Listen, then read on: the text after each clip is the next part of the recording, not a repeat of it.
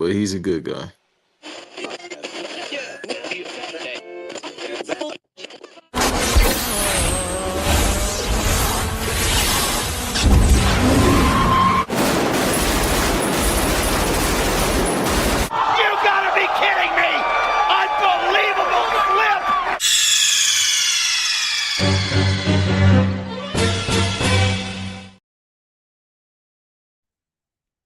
We are back. Banks versus Davis. I am your host, and I am joined by none other than Banks, star of Seth's illustrious podcast as Random Acts of Podcast, as you can see, because the man was back in the studio this week. Hey, fuck all that. He about to try to get people flowers on that weak shit. Look at them arms, brother. Yeah, that's the first thing I saw you tweet when some video was made available to the public. You're like, "Oh, Big Papa Pump over here, huh? Oh, look at him, champ." You did the Rock John Cena. Put the sweatband up here, give you extra strength. But nah, Banks was in Jacksonville. Shout out to Joe. Shout out to Amp. He was in the studio with the guys. They had a great episode that's available now on Apple, Spotify, YouTube, and if you hadn't already heard it, like I did a couple days ago, on the Black Announcer, Random Acts of Podcast Patreon, because other thing is Wiretap on the Black Announce Table Patreon. Eve and Banks dropped another classic like they always do. So head over there for everything non-Banks related. But the other thing I wanted to talk about before we delve into the topics was this. So for anyone in the chat who's doing this, Banks and I spoke about this off air. Do not block other people's comments or other people just doing whatever. That's for us to do. That's on our part.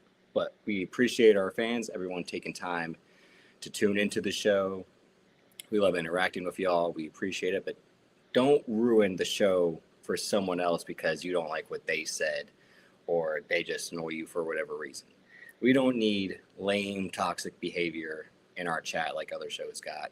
This show is for everyone who wants to take the time out of their day to listen, watch, and support us. So, again, this is going to say pin in the chat. Do not block other people or other people's comments. And, again, we can do the blocking and ban you. I mean, we don't want to do that because, again, we like old listeners, day one listeners like Zell, Rome, whoever, and then new ones like Bobby Punk Vega. We know Sell That, and I forgot the last one who've been showing up as of late. We appreciate all the new listeners that have been interacting with us over the last couple months. But let's get into some topics. Banks, do you want to start with the wrestling first? Because it was a decent wrestling week, and it's kind of what we spent most of the week talking about, even though we got some mainstream topics, more so in TV than movies as of late. But I'm going to get things started. Hang on, Bank's supposed to be taking care of something. With our 15 minutes of wrestling talk. And, y'all good? I can hear you right now. Oh, shit. I thought the mic was on. Yeah. Okay. No. I thought I was just off camera and not on mute as well. But no, I'm handling something right now, but I'm here. Yeah. So you want to start with AEW or WWE for 15 minutes of wrestling? Oh, well, goddamn. Let me get back on camera for WWE. I got 2 seconds. Go ahead. Well, there were two things that happened. So it was another episode of All My Samoans, everyone's favorite soap opera, where... What you be calling them behind the scenes? Coconut heads. What do you mean? I've been saying it on the show. What do you mean? I don't know if you need to say that here. So another episode of everyone's favorite family soap opera where Solo Sikoa's got to come back to the family because Roman Reigns is like, I need my family. I can only cut family promos about family. That's how he sound? Yeah. And I'm going to smash him and I'm going to... Yeah, like that's all he does. It's family. He's ripping off the Dom Toretto gimmick to an egregious extent. So the whole night, Jey Uso's like clowning Solo Sikoa. Jimmy Uso's just doing what Jimmy Uso does, which is not a damn thing. And Jacob Fatu, his whole thing now is just like simmering. The tension is boiling. This man is a powder keg waiting to explode. And will he betray the family that owns him? And blah, blah, blah. But it boils down to end of the night. Solo Sikoa does not kneel before the tribal chief. He Samoan spikes him. LA Knight, he saves a white man. He saves LA Knight, and LA Knight helps him beat the Usos' asses, and Jake Fatu just sits there again watching. What did you think of this segment? Because you thought it was hilarious, but for what reason? At the beginning when they came out, and it was like, yeah, he's coming back. So he got the twins jumping up and down. You can see Go Solo. Go Solo. He And back. you He back. and you can see Solo trying not to break character. Again, like these segments aren't good, but this is one of those ones where it's so hilarious because you could tell they're trying to do a good job, but they like, look at what we're doing. We stealing money away and we making this hilarious unintentionally.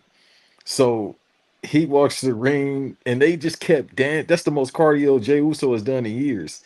He was dancing as Oh, they was going to the ring. that and eat this, eat that. He was. If you were playing the eat shot game, you would have been drunk before 8:30 because you eat solo. Oh, like. And they just kept antagonizing him. That's how you could tell he the little brother because it's just like how they was messing with him. But once So they get into the ring, I want to say this because when Roman Reigns takes his sunglasses off and stomps on him, I was like, I hope he pulls out another pair and puts them back on. Then I'm like, now we're really into like some SNL Mad TV shit because that would have been like, because then I would appreciate Roman Reigns and go, what am I gonna do with this guy? This guy's a clown. Like, with the whole same Uso type of vibe of like, so let's go, just like not having any respect for his elders, like you said, for being the baby in the family, even though he ain't even the youngest. We don't want to talk about Zilla Fatu on this episode, but you know, yeah, no, I don't have any time for that. Not even 2 seconds of for that. an info baby, as he said. Somebody said, and I meant to tweet it, but I was like, it ain't point. It was like, yeah, they basically said he has the reading comprehension of a second grader. I think that's generous. Yeah, saying somebody has a reading comprehension of a second grader is crazy, but did that sound racist when the person said it? Perhaps, but I left it alone. He showed up looking more fucking Cuban than Samoan. Like. Well, that's what Eve said. Eve was like, "Is he Mexican?" Yeah. Well, Armando Alejandro Estrada, I think, tweeted something, and it's like they should run the hey, like they can run that gimmick instead of like him being Samoan. They do the fucking. But the crazy thing is, it's like he's not mixed. Like he's Samoan as shit. Like his mom alone makes him Samoan as. I mean, obviously his pops, but his mom is like Samoan from California. So it's like I don't know what happened to him. It's Genetics are crazy. probably just because he has the neck tattoo and the haircut. And the haircut, yeah. A little pixie the fact cut. that he styles his hair more differently than them, yeah. Also, too, being from Houston, that'll work because he got that damn. Well, somebody said, "What happened to your accent?" He had the accent like 2 weeks ago. Well, I think there's a reason for why he can't talk as authentic. Again, as we've talked about with other people and their accents, but again, once it's in the ring, it's the same bits. And then LA Knight, he gets his comeuppance and gets Roman Reigns. Why is he the savior of Samoans? I don't get it. LA Knight? Yeah. He's the Brian O'Connor of this story. He's the white guy who's got to get involved in this family. But he takes off his watch and threw it at Roman Reigns. He's like, I got 10 more of these back at home. And I'm like, what's going on in this show now? You can still that watch talk still hurt him. Oh, of course. Well, if a dude's Roman Reigns was right though. Why you again bragging about being a megastar when you wear Payless watches? Even though they don't exist. Because we don't have $500,000 for watches like you. That's why. But he getting coin. I'm not pocket counting LA Knight. I'm pretty sure he's made a lot of money in the past 2 years alone with merch and just overall being on the program. That Slim Jim money ain't good. Oh yeah, shit. I forgot about that in endorsements, but I ain't got $500,000 for a watch. Why are you making fun of me for that? That's also the thing everyone said too. Like you got this John Mayer, which I think was probably a John Mayer Rolex that he had designed. That Solo had. Yeah, but that's still $100K. No, I think it's like $50K for that. Oh no, I think it's $100K. Yeah. Yeah, that's what I'm saying. I know watches, but not like that. But I'm like, I think that's $100K, and that's not bad for a guy that used to do stocking at Lowe's. But the segment just again was like, these guys got to show up, do the same thing like we're at a fucking family reunion, which is the whole fucking company at this point.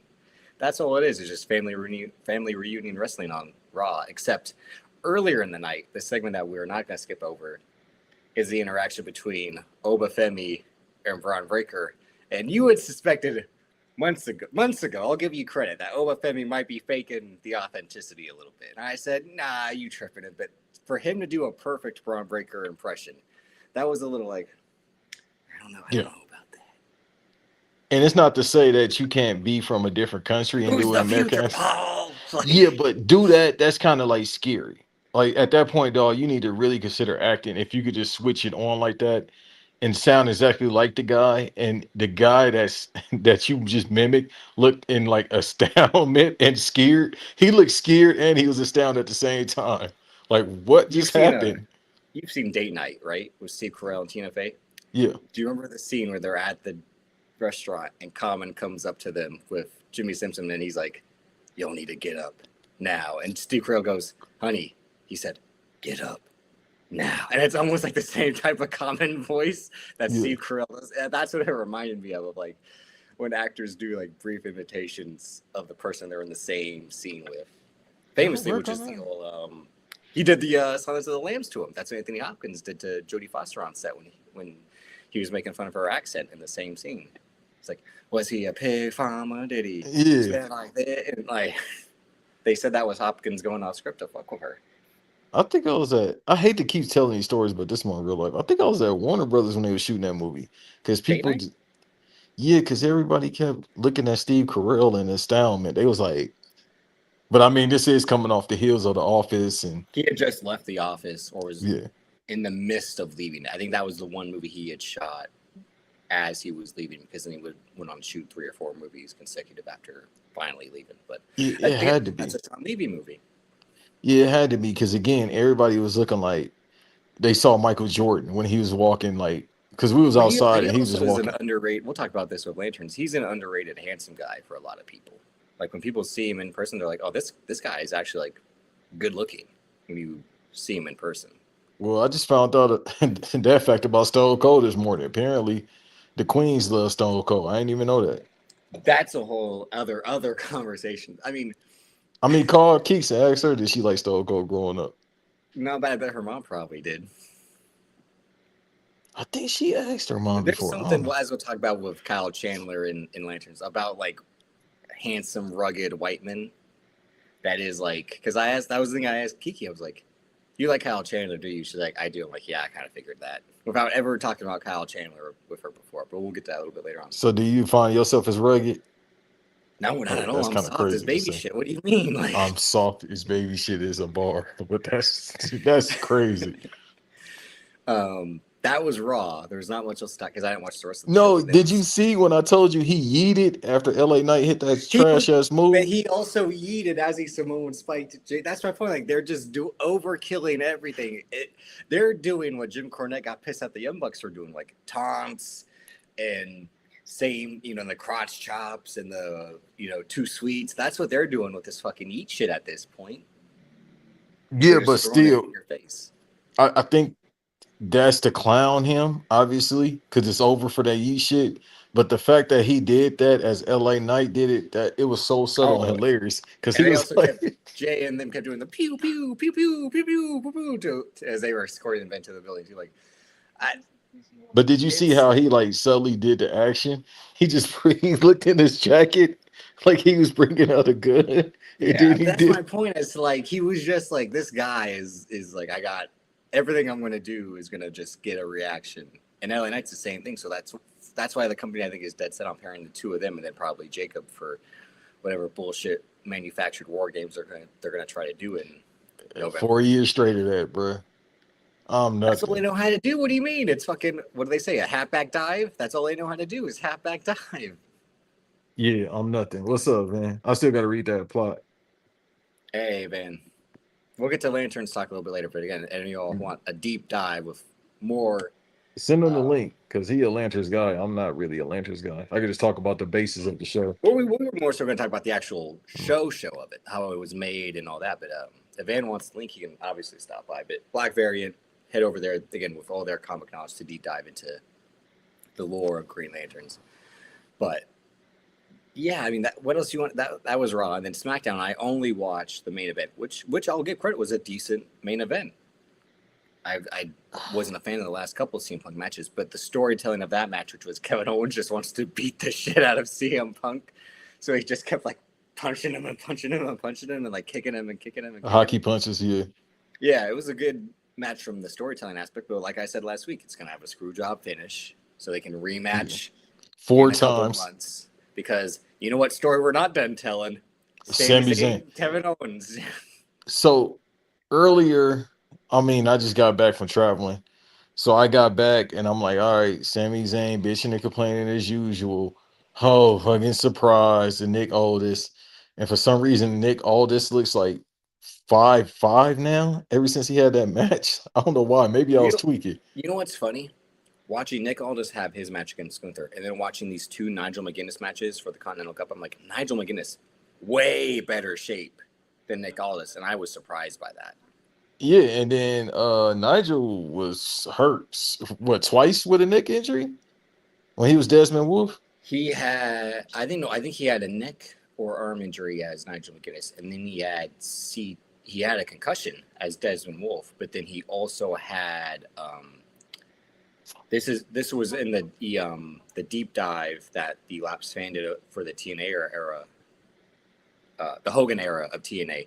He had hepatitis, and that's why he stopped wrestling in TNA, because they were worried about at that time guys bleeding, having that in their system, and then all that. So he basically kind of soft retired.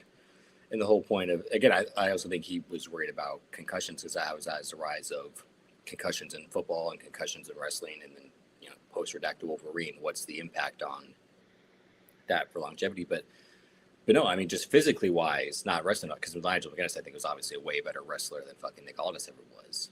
No debate about that. But physically, Nigel McGuinness, I'm like, he's still impressive looking at it for a guy who wrestles, I think, 6 times a year at this point, since he made that soft Six, comeback. shit. It felt like it's three. Well, he made that comeback in 24, right? And he's Mhm. been wrestling off and on in ROH, but this is, I think, his maybe 4th or 5th match in AEW proper. Who replaced him yesterday? Because I'm gonna watch the pay-per-view when we done recording. Shouts So out to Raz Cosby as well. Also, too. no, Uh, it's not. please hit that Sorry, subscribe and like button. Go ahead. it's not McGuinness who's injured. It's Eddie Kingston. Shocker! Holy shit, Eddie You Kingston got that injured. fat fucker Exactly. he He's gets injured picking up a ham sandwich that he eats. This fat some bitch, and I don't even want to body shame. He's in no, look, he is. He's fat. but let me talk about him. Look, let me paraphrase. I love New York, but y'all got them New York people that give y'all a bad, stain on your name. Like LA Fat people, we Joe. got some people, yeah, like that. He's the Fat Joe of wrestling. Yeah, He's of just a course he is. fat fuck. Even though I found a Fat Joe to be funny, but with Andy Kingston, I'm from New York, and I ain't forget when he's dropping the N bomb. Well, I'm Puerto Rican. I can say this shit. Well, guess Well, what, that's also Fat Joe. ponytail? Yeah, but that's what I'm saying. But it's just the point of this fat fucker is always gonna be injured because he just get off the couch. I got Timberland boots on and dirty ass sweatpants like I'm Nico Bellic from GTA 4. No, yo, fat fuck, you need to get in the ring and do some reps. You've been doing the same shit since I've heard of you. And what 2014, 2015, I heard this fat some bitch. If y'all don't know, Eddie Kingston is trash. I'm sorry, bro. No, He, I've long he's been a one of the worst detractor. wrestlers I ever seen in my life. I've more so been a detractor of his promo style than his wrestling style, even though his wrestling style hasn't also been something I've enjoyed, because it's a lot of homages to All Japan and fucking Kawada. I don't give a fuck about Kawada, okay? Masawa son, Hey, hey, Masawa, hey, that's what we hey. care. Yeah, but Masawa and he wanted Kobashi and them. all that. He wanted my fault to cut you off. He wanted those motherfuckers from ROH, right? Most of them is Yeah. legends, but with him, he never changed, and he was never. I ain't gonna say he wasn't nice, He came but from the super baggy, shiny pants era where guys wore teen yeah. tops because they didn't have any muscle definition. Yeah. Like Quackenbush and all those other guys. Well, the thing is with him, because he's an indie darling. The problem is you stayed an indie darling, even Yeah. though you ain't getting indie darling money. You still think in your mind I could work indie darling But style. that's the No, you character. can't. That's the character too is King of the Underground, dirty fingernails wrestling is what he is. That's Eddie Kingston's character. But you ain't like that to be able to do that. Look, Homicide, he retired. Shouts out to the legend. If he were to pop up in AEW or We ROH going tomorrow, 51-50. yeah. AJ Styles, Christian Daniels. We going Now, one of my hold. all-time favorite feuds: LAX versus Styles and Daniels. I mean, bro, come on. We're EFAT. I could talk about No, I LAX know, but for again, like that was 30 the whole thing. minutes.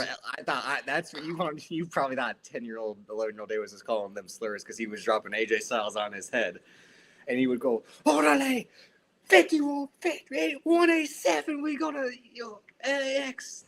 Remember they tried to jump, or they called Jim Cornette a cracker, and I know in his mind he had way worse to say. Oh, he did the mean Gene. Don't speak that Spanish to me. He did that. Well, he used a different S word, but I can't say it here. Yeah. Or his But, mind. but no, Shouts out to Eddie Guerrero brother. I forgot his name. Hector. Yeah, I figured it was Hector. Yeah, Hector. Conan and then Hector Guerrero. And at the same time, that's when they had, not the same time, a couple months after she left, she was Ariel, the vampire chick in ECW, but she showed up as Selena, the big Latina with fake titties in TNA. Shelly Martinez. Yeah. There you go.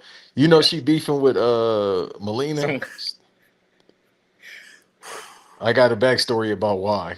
I don't want to spill the tea. John Morrison or Batista? Who was involved? No, before that. Because I used to train with a trainer. And he aired them out. He said, yeah, them bitches don't like each other. That's not a shot. Again, as we just said off air, women hate women. Also, too, it's two Latinas from San Bernardino. Go figure. Yeah. Go ahead. From California. Go ahead. But Eddie Kingston, that's not a shock to me. Because we still talking about that fat fuck. He shouldn't have been in the tournament. That's my point. Like, and then I But you know how Tony Khan is. He like to make a wish.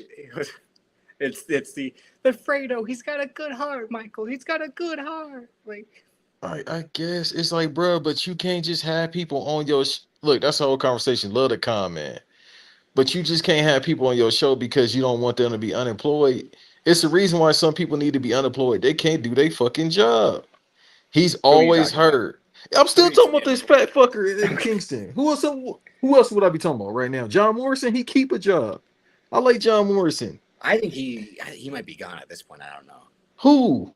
John Morrison. Unless he's in ROH. Come on, bro. You know his play. I think he is ROH. Back in TNA anytime soon. I know that. He's like a mercenary. He jumped from company to job to job. Hey, mercenary is generous. At least they can get something done. He does get stuff done, and then again, what's he get done at this point in his career? Come on, do them fucking that Eddie Guerrero shit and be bald. I'm still mad he cut his hair like he thought it would. I think. Yeah, I don't know why he did that shit, but that's neither here nor there. Unless he thought he was going to take a trip to Turkey, or unless he thought he still had something. He got the money for it. It ain't like he broke. I don't know. Bro, he still live in LA. We can have. I think you overrule up a lot of what people make these days. Because when you wanted to speculate on the fast cast, I'm like, there's no way Tyrese and Mr. Rodriguez are getting more than $3 million each. Well, that's what I said. That's the problem. But that's what I'm saying. That's the problem. You shouldn't get more. What's the appeal of what you talking about? They've been with the franchise for what? One of them has been with the franchise for overpay fucking Tez and Letty. $10 million to stay on the team to be 50% of what he was. You're that guy as the GM. Yeah, the Jalen Bronson. Somebody got to take a pay cut so we can win. Jalen, that's doing the smart thing. You're like, what the Nuggets? DeMar DeRozan. Let's give you a contract. Why are you doing that? It's DeMar DeRozan. Like he's done. No, he could help that team. But anyhow, what? Yeah, Travis, can you repeat the question? He can help the team. So you think DeMar DeRozan is a better player than Russell Westbrook right now? Exactly. I mean, no, he gonna get you 20. Is DeMar DeRozan gonna grab some boards? No, he ain't never grabbed no boards. He ain't never did that. Exactly. He come up the dribble and shoot mid-range. That's all they need. Anyway. Okay, so who is the Willer or no? So what happened last night on ROH is Daniel Garcia won against Adam Priest, which is like fucking shocker. No offense, Adam Priest. I'm about to throw my fucking phone. So it's going to be Claudio versus Daniel Garcia. But here's my point. Last week I said the final should be Jay White, John Moxley. Then Tony Khan said, "Guess what, Davis? I got a match just for you. It's not in the finals though." And it was the best match of the tournament so far on fucking Dynamite. And now the finals are going to be obviously it's set up for Orange Cassidy versus Moxley for the finals, which is a That's not feud bad. that's been good in the past, and they've Yeah. had great chemistry and great matches. But if I'm going to criticize WWE for Sami Zayn, Kevin Owens Part 87, We going and back to them. Can I tell you Seth something too? Rollins, Roman Reigns Part 85, then I gotta be like 20. We don't need Moxley Cassidy again. Like the story was right in itself of Jay White and John Moxley. That made perfect sense of like Jay White's not like come back. One, it's even stupid that they have to defend the title within this tournament. You just had the Owen Cup. Doing back-to-back cups again is that Tony Khan thinking of like too much. Slow down, take a breath, They stop shouldn't over. have had Willer versus Ambrose. I said Ambrose Moxley. There's a story Why you are could you tell trying to put there. Wheeler Yuta in shit? Cause what y'all you I'm tired of I think you. Wheeler Yuta's a good wrestler, but again, like No, Daniel no, no, Garcia, no. they're both designed. Him and Daniel Garcia are they're a mirror, brother. They take pins. No, That's all they they do. not. Yes, they You oh, do. that's what you're talking about, the mirror aspect of that. I'm Yeah. thinking about working wise. I'm like, No, are you they hot? took pins. Like that's the whole. Like Daniel Garcia is not going to be Claudio tonight. Bruh, but my thing is, even with Claudio, you could I get what you mean, dude. It's just the point of if you're gonna give somebody to Moxley, like I'm agreeing with you, so it sounds like I'm not. Okay, cool. You got to give Cassie something to do, so this actually works, even though they repeated this years ago. So I'm not necessarily mad at it. But if he would have went against one of his, his young boys, so to speak, even though Claudio older than him, I think, which makes Oh this yeah, yeah. funny. That's what I'm saying. Calling him his young boy is crazy when he's second in command. But there's a story to be had in a better match. And not saying Orange Cassidy can't. I would never say that. Orange Cassidy is phenomenal. No, the story is again famously, John Moxley ended the legendary. It was at that time. I still think the All Atlantic, now international title run that Orange Cassidy had, where he beat like 14 straight. He had 14 consecutive successful title defenses, and then Moxley won the week after All In at All Out, and that. So I think they're trying to flip that script of like now Moxley's been the Continental Champion for almost 9 months, I think, since he won it in at the World's End pay per view. Like, and he's been on that same run of like beating challenger after challenger. So the come up is like the guy whose run you ended, he's gonna end your run because it's that again logical booking in Tony Khan's eyes, as I've said. Like he lays down the train tracks and you just ride it for what it is. Versus WWE, no, it is versus WWE being like eject after 2 minutes. And then, hang on, parachute's gonna fly you right back into the story. Like what? This Huh? is some eat the hawk shit. Yeah, because Eat the hunt. I'm sorry. either way, it's fucking phony baloney over exaggeration in terms of like, but yeah, the idea of like, because it seems like the obvious matchup for the next round is probably going to be like you said, Claudio versus Moxley or Nigel McGuinness versus Moxley, because that's probably a match Moxley wants to have is with Nigel McGuinness, which Which would makes be it so dope. important. Yeah, and then Orange Cassidy would beat Claudio, and that's again he's climbing the hurdle of he beat his two teammates because that's the story he's doing. He's fighting within the conglomeration. He beat Roddy Strong last week. He'll probably beat Kyle O'Reilly tonight. They had a good match last week too, but it was one of those things like, but it ain't hit like the old days used to hit, but it's still good enough. Um, I'm listening and I'm here, people. I'm just trying to look and see what happened at ROH. Can I just say this real quick about SmackDown before we move on? well, Let me get I back. just want to say about SmackDown was aside from the main event, like I said, that was decent. Was I there fell and asleep. Little Yachty's gonna have a match? Like You said that's who? how Little Yachty's gonna have a match. That's how down in the dumps they are. So that happened, right? And I was just like, okay. You know how you get into that point where it's bedtime, you start nodding off a little bit like you on heroin. That's what happened to me. But when the What? Bronx, You do don't the worry about it. Watch your SmackDown, it feel like it. It feel like you coming down from heroin. I don't even know how that feel. I never done it. But as soon as all the it bras feels like the popped up, fucking Red Hot Chili Pepper song. That's what it feels like. it felt like smoking crack and you in a dark room. That's how I feel sometimes watching WWE. It sounds fun, but not really. And I never did crack either. But anyhow, all the bras popped up on the screen, and I'm like, damn, Paige, I'll still hit. What? Fellas, what No, you mean? you're not that desperate. You are not that desperate. You would, I know she polio built, but you wouldn't hit. No, and she's as injury prone as Chelsea Green. I feel like as soon as you touch it, I go ah. Well, she got a broken freaking neck. She's got a broken everything. She can't do shit. Even the chocha, Yeah. bro. Yeah. So I seen them and I said, "Damn, that's crazy." Passed out and That's woke damn. up That's crazy. towards. That's That's all I said. I looked at her.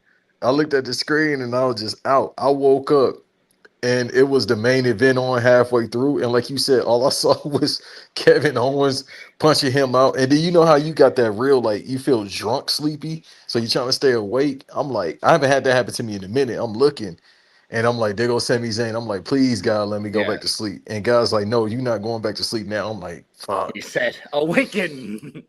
So I'm just looking at the screen and I see he try. Oh, here we go. He's gonna help out his best Oh, friend. he did the cool. Oh, here we go. He helped out his best friend, and I was like, He helps out Kevin. No, God he damn wants it. to help I'll Kevin. be right No, he back. did. He wants to help Kevin Owens, and then Kevin Owens for the second time was like, "I don't need it," and then we're like, "Oh, yep, you're same fucking story as I said about everything else," and then it's just a matter of time. And then Sami Zayn hits him with the bell, and it's just like, "Oh god," CM Punk retains, and yeah, My fault. Be right back, dog. Of all right. course. Every single But the time I'm recording, people want to call.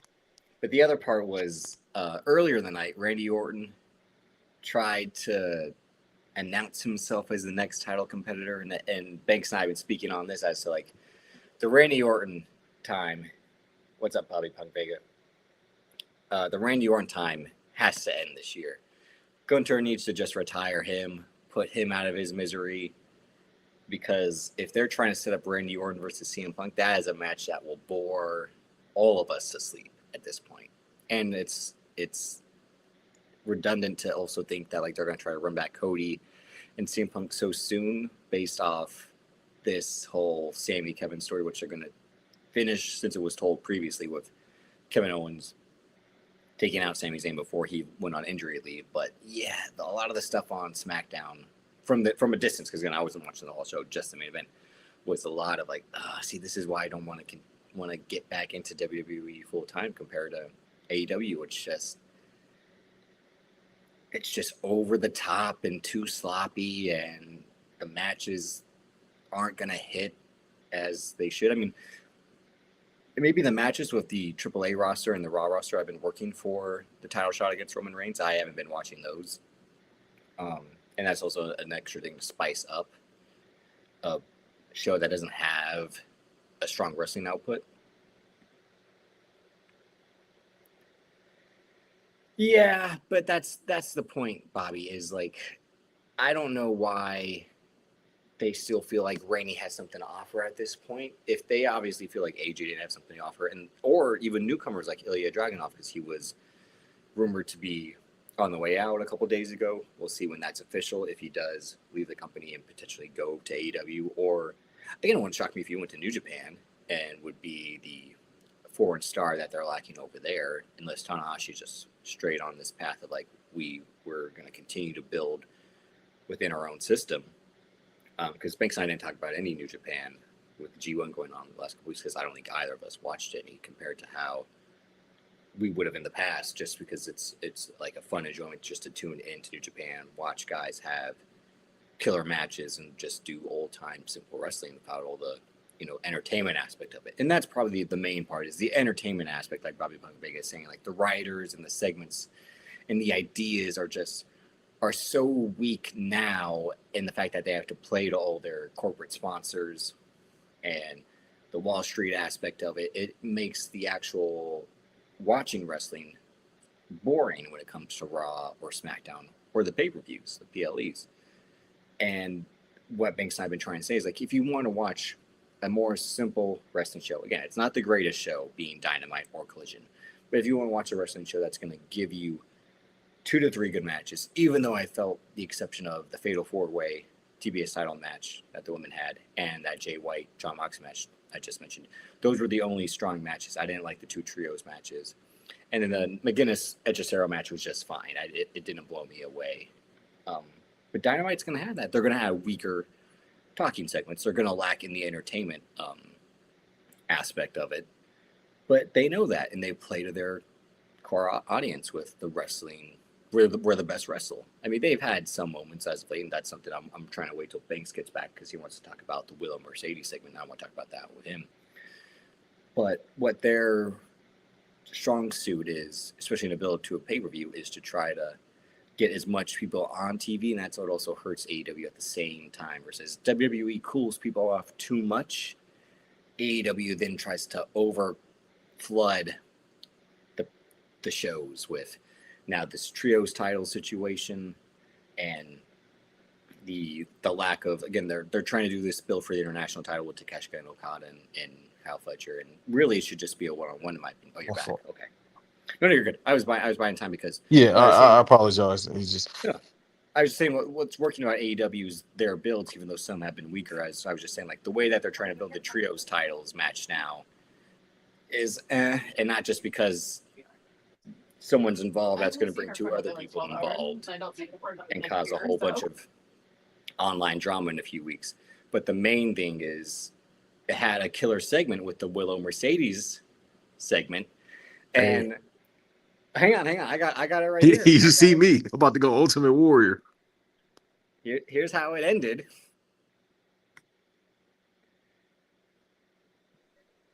Brother. I hope they don't strike us for that. I don't think they are. I don't know. I don't think so. But what did you think of? What did you break it down as an expert in women fighting women?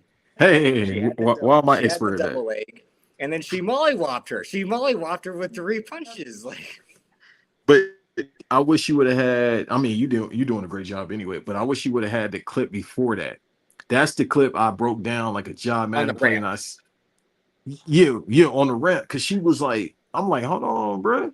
She got a little technique to her. I said, see, it's always the sweet innocent ones. Because how she was throwing them, I'm like, the ones in that, she was throwing them for real, and you could tell, like, I don't think she was losing her cool, but it started with a segment of, they're going back and forth, and Mercedes, the two people who've ruined Mercedes promos are you and Cody Dre. Cody Dre with the whole... My doing? Yeah, you always bring up how she either does something with her head or she'll say something like this. What did she do? I don't know what you're talking about. They would always bring up the Eddie Guerrero. So anytime there's a Mercedes promo, you two are bound to ruin it. But she dropped 2 dumb bitches in a 2-minute span. And that's where I was like, honey, you're not Jay Cargill. You can use other words. I know you have a better dialogue. That's her super kick when they come to promos. Even in the E, she was doing that, but now since she been healed, since she been there, no, not at all, brother.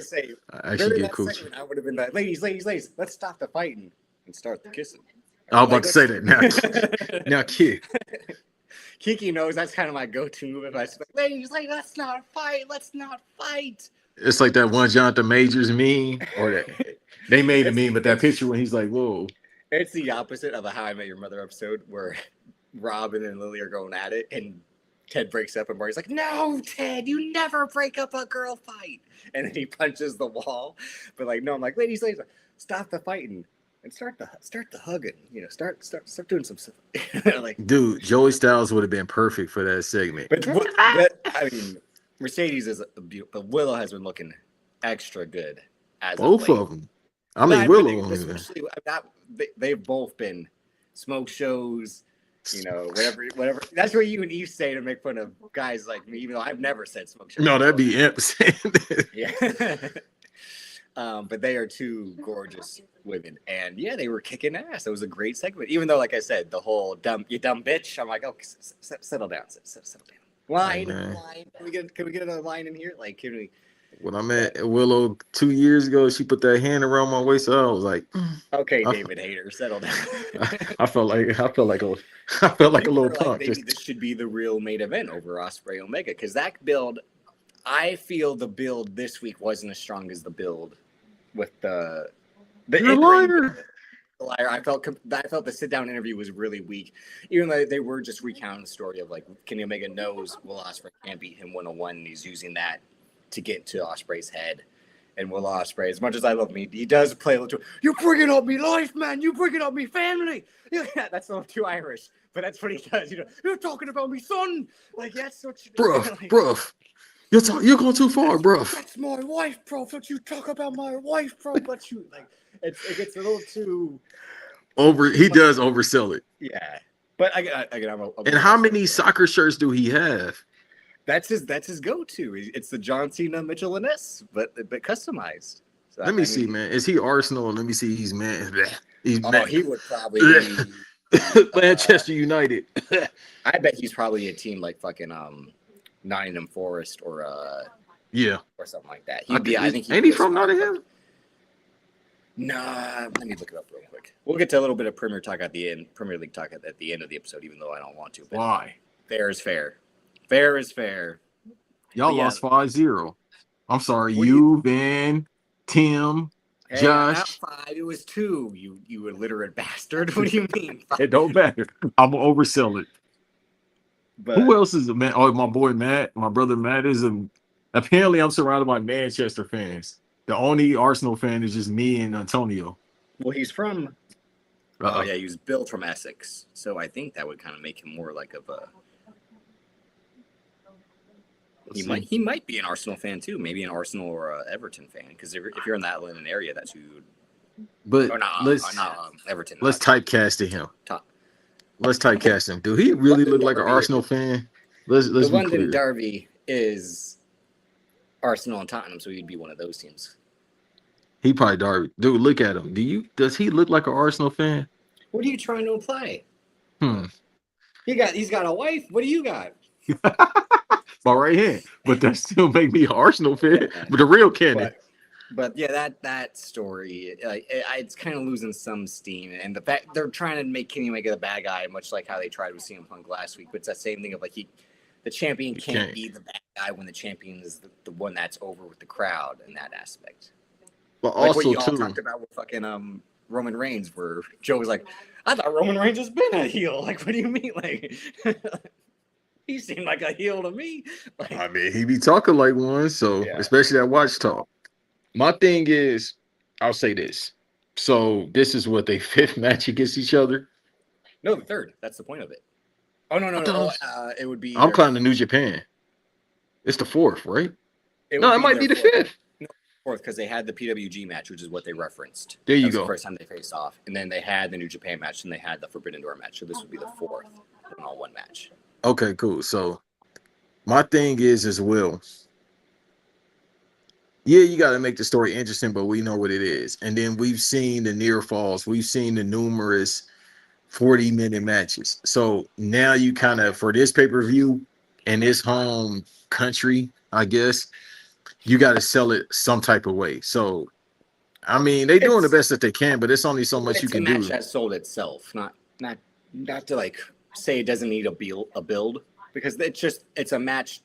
It's just a match at this point. The story doesn't matter. It's like the whole X7 main event, where it was like you didn't need to do the extra layers for the Rock Stone Cold rematch. It was the Rock and Stone Cold. Like, that was the match. You didn't need to build it up with extra dramatic, wrinkles of like Deborah's involved and then this is going to happen of all that. Like, no, it's just like straight up. I beat you once, but I needed help. Now I'm going to beat you no help. But as you and I talked about, like, maybe the aspect of him being part of the Death Riders would have made it interesting still compared to him doing it on his own. And that idea of Will Ospreay needed this extra push to still beat Kenny Omega without needing the interference, but like he needed to be in that mindset that the Death Riders have to get over the hump. I think they could run that back, and they still might. That's my prediction. You don't? I still think that's going to happen. You've been right more than I've been right. Give him the WrestleMania 20, WrestleMania 30 streamers coming down. Did it by himself. No, you know what I mean. Like, they're gonna. It's that type of like. The finish for this match is already pre-planned, because like they're not going to do the Triple H thing of like he's going to go to the Wembley, he's going to challenge for the title, and then he's going to lose. Like, what? Huh? What booking does that make? Like, they're not going to do that type of booking. Like, he's going to beat Kenny Omega, he's going to be champion, because earlier in the night MJF is going to win the gauntlet against Andrade. He's going to walk because he's still carrying around his belt tag like he's a champion, and then his real thing is like, now Ospreay, I'm going to beat you to be the champion. And we're like, oh, see, because Tony Khan Same old shit. Yeah, Same old shit. The fucking storytelling is like the match that should have happened at All In is now the match that he's gonna give at the next pay-per-view. And it's like, oh my god, like that's what I mean. The problem, like, I see the play before it happens, Tony Khan, because you're telling me in 2 plays we're gonna call XYZ. Like, huh? You know that I can hear you? It's not even that. It's just he's like, here you go. Here you go. Just keep going. Just keep going. Just keep going. Like, you're almost there. Because I think I said it on here to you. I definitely said it on here. The smart thing or the best thing would have been, okay, cool. The Death Rider situation, right?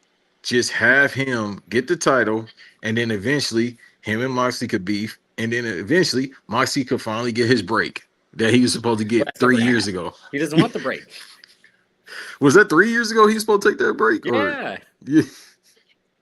He's never gonna take, he doesn't want it. He doesn't need it. No, that was like 2022 when he was supposed to take that break. Remember that? No, he's supposed to have been taking a break every year, basically. But then, like, he's like, no, I'm good. No, I'm good. I think he took like a week off, and then they called him right back. Breaks take me, or I break limb. That's what he would say. Is like, what am I going to take? Is he me? Huh? Am I John Moxley? I'm gonna make a Titantron of you set to Death Riders thing. If that's what you're thinking, yeah. Bro, if you want me to jump, wow! Wait, if that's what you want me to do, because them edits be having me rolling when people put it on the most basic thing and it works. You see, Davis, what we're gonna talk about on the show? I got these topics. All right, but yeah, I mean, did he show up for Mirror yesterday? What's how you say her name? Shafira? Shakira? Yeah, oh, she's definitely not Shakira. No offense. No. That's the homegirl. I ain't Shakira. No.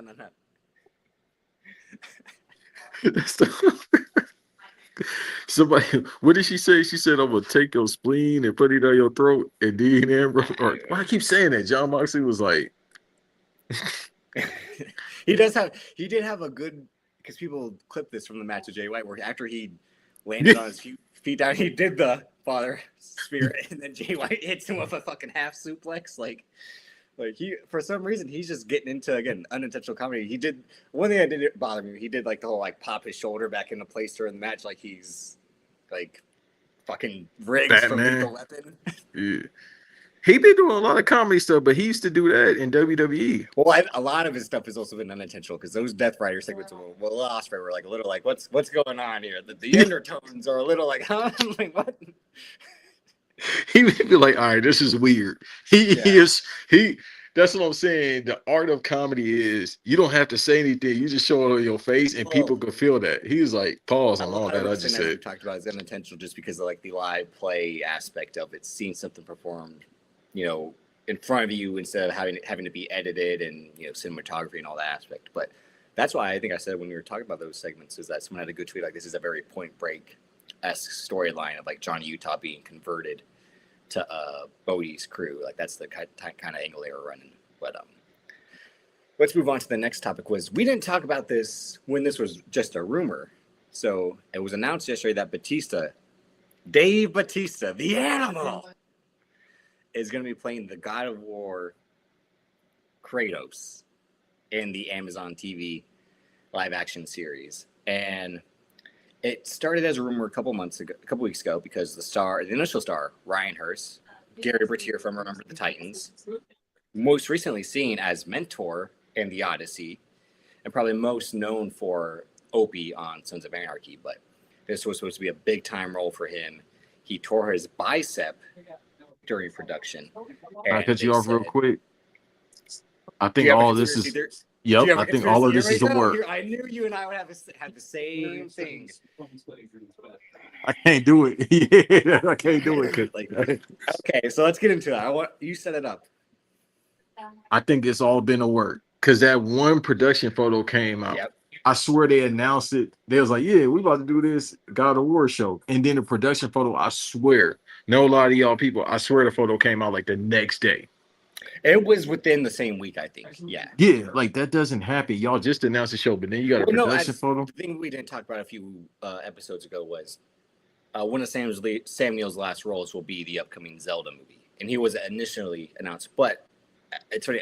The Big Picture podcast I listened to, Sean Fessy just said this. Like, a case always is that they don't announce people every time before the movie takes place because people can be brought on in the middle of production when their schedules align, and sometimes they try to keep things secret for announcements to keep the popularity of the movie in the zeitgeist. So like, hey, don't forget this is coming out. So and so just got added to it. Keep that in mind.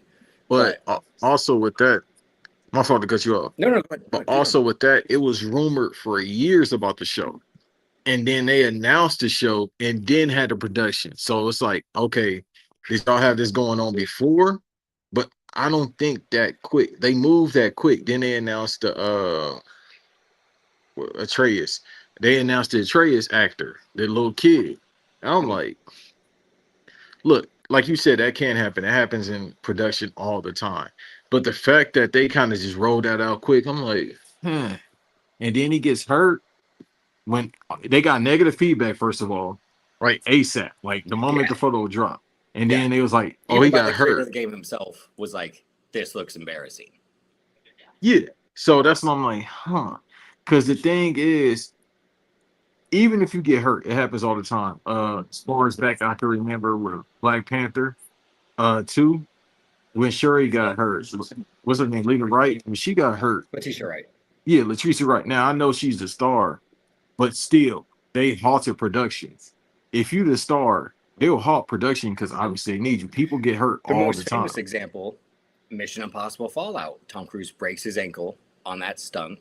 They halt production of the movie. They push it towards the next year because they were trying to rush production from Rogue Nation into what was the sixth one at the time, being Fallout. And Chris McQuarrie ended up saying like that saved that movie in that aspect because it allowed them to re-edit the movie, see what they had. But the reason they were able to pause it is because the star magnitude of Tom Cruise allowed them to, instead of like, we got to replace the actor like what Amazon is doing. But your theory and my theory, our theory, I should say, is it's a property that's been announced for years. Like I'm just summing up what you're saying because it's something that people have been wanting to see adapted as a movie, and then they said it's too much for a movie. Let's put it to TV because that's that. After The Last of Us, Fallout, other TV adaptations moving to TV after they failed on film, that's the move now. It's what's going to happen with what's the next game that's getting adapted to a show? I'm trying to think because well, they've had much. Oh, Assassin's Creed. Assassin's Creed is going to TV. Yeah. That's what I was saying because it failed as a movie. And then there's been talk about other games becoming shows, but like what hurt this is a negative publicity of, again, the image doesn't look realistic, and that's where you and I had this debate of like, can you transition certain, comic books, video games to a real life atmosphere and not look over the top, not look stupid in that aspect? I mean, the Mortal Kombat movies don't look dumb. They're just poorly executed. The Street Fighter movie looks dumb and looks poorly executed.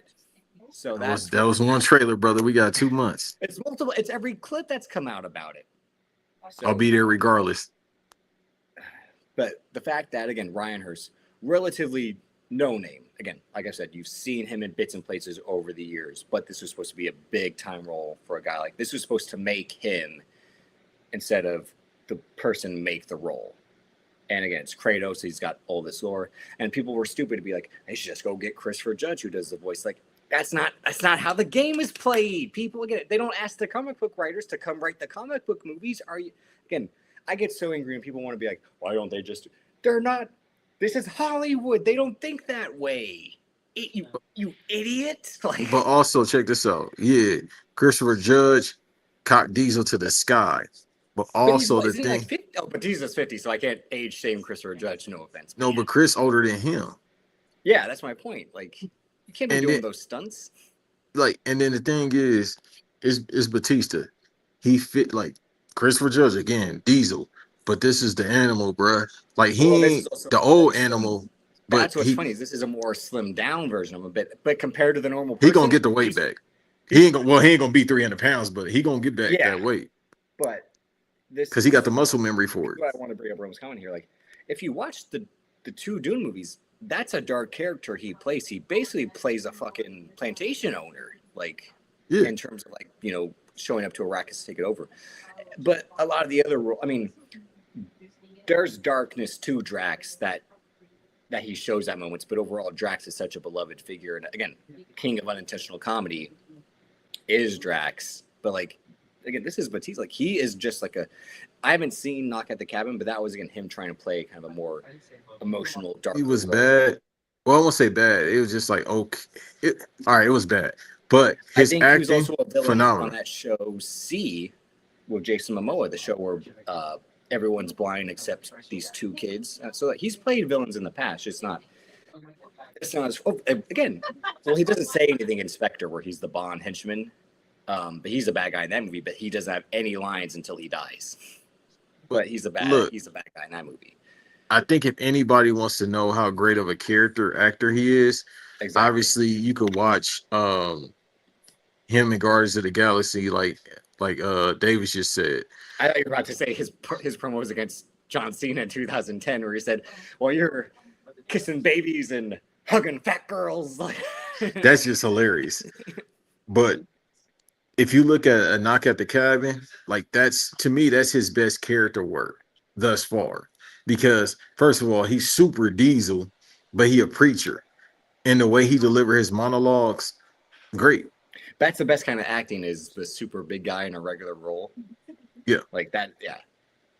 Like, bro, that's his best work, I think, thus far. Not just character work, his best work, and that's saying a lot. Because again, you got guards, you got Drax, Guardians of the Galaxy, Doom. I mean, shit, he's the best actor or best wrestler turned actor ever. Oh yeah, it's not. We're not having that conversation. We've had it too many times where it's Well, just so everybody's obvious. starting to see that too. They like, yeah, this motherfucker's cold. But what we're really just trying to say is like maybe they wanted him initially, and he turned it down, and maybe that was because his schedule at the time he had this lined up and this lined up. And again, he's a 50-year-old guy. He's got a personal life. He's got a daughter. He's You got. keep saying 50, brother. That man is 56 with Oh, grandkids. I'm not again. This is the Animal War time. This is a guy who we've seen, and he was 30 then. So yeah, Hey, but this is the guy that WWE is on their knees. Please come back. I'm oh, 57. he can never again. He can if Randy Orton's looking bad at this age, Batista is going to look way worse. And Well, I'm saying that he's been saying out for of like love. 7 years, no, since his Yeah, last match. no. He was a smart guy. Like he did the smart thing. Like I owe my career to Triple H. I'm paying him back. I'm going out on my back. We're paying the favor. Like, but for Amazon. Like I just showed, we know so that's coming. Like they're not waiting for. Again, this is Ryan Hurst. We're not going to wait production for this guy when there's a bigger star available who's going to probably have better drawing power, better acting prowess. No offense again to Ryan Hurst, and who's going to get us goodwill with the fans. Again, oh, Dave Batista. Again, Dave Batista is a really good actor. It's going to be interesting to see. But you know who's gonna be knocking too. I just referenced the company. Instead of just, I always bring up the legendary 2005 promo. He's going to be kicking the God of Thunder's ass. That's what he's going to be doing. Like that's going to be his character. It's going to be believable, like him as Kratos. And it's funny, like this is a role again that was attached to Dwayne Johnson at one point early in his career. Once the games had taken off, he was initially like, okay, Dwayne Johnson play Kratos, and now it's coming full circle to Batista. And he's basically kind of said he doesn't see himself ever returning to Marvel just based off the James Gunn element of it all. Like if James Gunn's not in Guardians, he doesn't see himself needing to be there, even though he's still part of the MCU world. And to like, they didn't kill off Drax, but he exists, but just he doesn't see himself returning for Secret Wars or whatever they plan in the future. But Also, that lets you know, not the pocket count. He ain't worried about no money. Everybody else like, oh yeah. Ms. Marvel, Mr. Kevin Feige, let me come back, boss. I need to he check. was a draw for 5 years in wrestling. I don't think he was hurting for money then. And when he was doing these small roles in Blade Runner 2049 or Dune, that's not him getting shortchanged either, I think. So, and he's done other movies that, again, he's worked with Prime before with this movie, The Wrecking Crew, that came out earlier this year. And those two My Spy I still movies. need to watch that. So I think that was the other aspect of he has and this is the other part of Hollywood that people forget. Like if you continue to work with the same service, like HBO continues to reuse the same actors, as we'll get into with Lanterns. Netflix kind of has the same actors they put in project after project after project. It's just, that's the industry, and he's understood the industry now for a decade at this point by being a key cog in these minor to starring roles. But Yeah, it sucks because I told you this. Like it's going from Harrison Barnes and Ryan Hurst to Kevin Durant with Dave Batista. Like this is the Warriors upgrading Harrison Barnes with MVP, multi-time All-Star, scoring champion. All and that's what Batista is compared to Ryan Hurst. Like, and I hate to say it, but yeah, For and real. it sucks to see because again, like it seemed like Ryan Hurst was kind of getting some momentum. He's been in other things since Sons of Anarchy, but not much. And people don't probably know that was him as mentor in the Odyssey, but that's the guy who Tom Holland is fighting in the scene where he's training with him and then gets killed at the temple when Odysseus Yeah. saves him. Like, so he I probably could tell that was him. No, I'm saying most people, if they're like, is Yeah. that because he's kind of for a long time had that big beard, long hair look from Sons of Anarchy, and he There you go. did that for another role. But overall, it is like a shame. But that's the industry. There have been other times where people have passed on roles that have benefited numerous people in the future. That's a whole other topic. But to lose it to an injury again is just like, or in our as we're saying, like, hey, we got bad publicity with this, Ryan. We're still gonna pay you. Don't worry. We're still gonna give you Yeah, your. exactly. But we're gonna go in a direction that's gonna. It's not. It's probably not unlike the Sonic thing, of like, oh, this Sonic looks bad as everyone says it does. Maybe we should fix this, right? Wink, wink. Like, and then they did the right thing, and then we made a shit ton of money, and I had people wondering like, was that self-sabotage or was that fandom wins? You know, it was one of those weird things where people were wondering like, were they really serious? Well, yeah, because they spent the money to fix it. But still, like, did they also want to gauge the interest of the movie? I think they worked everybody into the shoot. It could be seen as either or, in my opinion. I didn't think of that at the time, but in hindsight, I mean, Hollywood's done this in the past of, negative reaction to something just to course correct it with a positive. That the fucking, as I keep saying, that's what the doomsday thing is. Of like, we're scared of the reaction. And like, well, don't you like Robert Downey Jr.? He's coming back. Like, And Vance sent me the plot, the actual plot. So I got the full plot if anybody needed for the movie. but black people, everyone loves. Wait, what did you just say? Everyone loves terrible movies. Like I love The Covenant from Hey, 2006. That's hold a on, terrible. Bobby Pump. You show who you are. Show your face, brother. Show your face. You want to see my face? You don't want to see my face. Yeah, after saying that. And then don't worry about what people say. I say a lot of stuff that's questionable at times. But what we have been saying in our text is that Lanterns episode 1, pretty good TV show. Pretty good first episode. You had said True Detective, but that was, I don't know if you remember, they straight up said when this project was announced, we're doing True Detective, but with Hal Jordan and Jon Stewart. They straight up just said that. And that's been the whole selling point of this project the entire time. And I think that's what kind of had me not interested in. I'm like, oh, I just don't want to see these guys go from door to door being like, Green Lantern Corps, can we ask you some questions? Like, tell me about how this happened. And then, which this episode kind of is, but in a much more interesting way.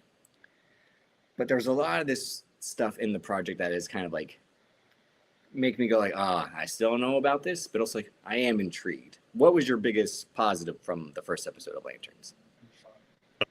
If anybody's seen True Detective, the first season, the second season, I'm nothing. Second season's bad. Yeah, if you've seen the first, it's the pacing of it. It has, and I remember they did say that, so I had to realize it. I'm like, oh yeah, they did say that. But it actually looked it looked and kind of felt like True Detective in terms. That it was didn't the have main the thing. same vibe, but they were really trying hard. Like, it's two guys giving each other shit. Like the whole point of True Detective is Woody Harrelson and fucking what I do to you to Matthew McConaughey. Like, you really are just a son of a bitch. Like that's what True Detective is. For 8 episodes, and Matthew McConaughey being like, this world, it's something, isn't it? Like that Yeah. amazing cinematography and direction by a canceled man and Kerry Joji Fukunaga. But that's the part where it doesn't have True Detective's great visual. This show looks like TV still, but like well-made TV. The director James Hawes, I had to look up what he did. He did that movie, The Amateur, that came out last year with Rami Malek and Lawrence Fishburne. and he's done a few other TV shows. But other than that, When did that come out? I don't remember that. really early last year, that was the movie where Rami Malek is like a CIA analyst, and then he sees his wife get murdered, and now he wants to go out for revenge. It's the like the dorky guy gets revenge type of movie. I haven't seen it. That one flew over everybody's head because I didn't even remember Well, the a lot of marketing. his career has since winning that Yeah, Oscar he didn't yeah. deserve. So, Because that Denzel movie, he did a movie with Denzel and Jared Leto during the oh yeah, pandemic. the little hours. Yeah, Yeah, and that was a everybody, hard nobody scale. has seen it. Yeah. Yeah, but um, the direction still solid, but the writing is the part where I was telling Van this. I'm like, this show definitely feels like it was written by three different guys because I say Chris Mundy is responsible for like the small town stuff of like the sheriff's married to the lawyer, his dad's the rich guy in town, and his wife is the woman that John sleeps with, and then that's I'm like because he worked on that show Ozark, and I'm like that, so that vibe kind of feels like it's his. Tom King, the comic writer, former CIA analyst or officer, whatever he was, his stuff seems like the stuff they talk about at the ranch of like illegal aliens and the militia and what they're going to do about that. And then the Damon Lindelof stuff seems like all the nerdy comic book stuff, like the hologram scene or the interrogation scene or the scene at the bar where he explains how he got his powers. That's the stuff that seems like it's Lindelof. But overall, like I said, it has all these different tones because the show starts off where like, oh, is this going to be something where like he was abused as a kid? And I'm like, I don't kind of want to see that. But then it turned out to be crazier than that, where his dad shoots an apple off his head, and I'm like, okay. And that guy was the guy who played. Even though I never watched it, that was the guy who played Chris Paul in the FX Clippers show. Yeah, but That's you don't remember the show he was in before? no, but I know he was in They Clone Tyrone as well. He was the guy that kills Tyrone at the beginning of the movie. Yeah, The but other rival he was in gangster. that TV show. Uh, I don't want to say what individual because this ain't Patreon, but it's a show with them strippers that P was on Valley. during the pandemic. Brother, the pressure. Why What's don't her you want to name? say it? No, Shannon because Thornton. Sharon Thornton and I forgot the other one. Is that who should have played Storm in your eyes? Brother, I got a list. Hold on. You just Or made the was you list. gonna I have got a the list. freaking like, Hey man, I wish Jada Fire would have played Storm. she'd have a different type of storm if you know what I mean. Yeah, you get Miss B nasty, bruh. But okay, All the okay, X-Men get okay, away. all right. But no. So again, what was your biggest positive aside from it having that true detective vibe of like two guys solving the crime, giving each other shit? The pacing of it, the cinematography. I know it was meant to be green, but if y'all look at it with the dorky eyes like me, it was green-ish with the camera. Um, the pacing, the camera angles, the story overall. Um, yeah, it's just, hey man, in the words of Fonte, dope beat, dope rhymes. What more do y'all want? And that's what the show is. And I'm not even a lantern guy. Like that's why I say you might have to send Van the link because he's a mark for the lanterns. Well, I'm not. the aspect of the how much they really want to tell. That's my point as to like why I was worried about it. Because I referenced this on an episode with Van is that David Lindelof kind of shit on Green Lantern as like why they didn't call the show Green Lantern. He's like, that just sounds stupid as a TV show. It was my whole thing as to like Jeremy Slater shitting on Mortal Kombat by being like, oh, here's what we needed to do this for the movie, and why it's just the thing like you hire people who don't understand the project they're working on. They're too worried about getting their own ideas out and their own messages out. That's my point. Like the stuff that feels from Lindelof is the stuff about like, oh, what it really means to be a space cop, because that's what they really want to fucking call the show is space cops. Like, Yeah, but and that's what they said it was going to be. True yeah, Detective and with space cops. And that's what they kept referencing Hal Jordan just as a cop. And then they showed, but they actually showed that. And it's true. Like the Lantern, not to get too nerdy, the Lantern Corps are like space cops. They get Galaxy Patrol. yeah, as he says, like Earth isn't even an objective for them. It's just a backwater planet that one guy looked over, and now that guy happens to be me. And that scene was good. The two of like their dynamic, Kyle Chandler and Aaron Pierre, their dynamic is phenomenal. That's the real selling point of the show to me so far. Even though we know where it's going to end up because the episode ends with Kyle Chandler dead on a football bench, which is the second show in 4 years in which Kyle Chandler dies in the first episode. The other Yeah. being the mayor of Kingstown, where it's like He's the first mayor of Kingstown, being Jeremy Renner's brother. And at the end of the episode, he gets shot in the fucking head. And I'm like, Kyle Chandler, what's his agent trying to sell him? Like, here's the thing, Kyle. Great idea for a show. You show up, end of the episode, boom in the head. And Kyle Chandler's like, I like that idea. Even though I had to look up where he's from. Because his accent, I'm like, is he low-key from California? And is he doing the Aaron Rodgers, Kevin Costner thing of like, I've done so many Texas shit, I'm just going to sound like I'm from the South, okay? But he was born in Buffalo, but then raised as a teen in Georgia. So I'm like, oh, okay. Like now it maybe kind of makes sense. But for the longest time, I've been like, is this guy from Texas? Is this guy from the South? Because he necessarily doesn't look like it.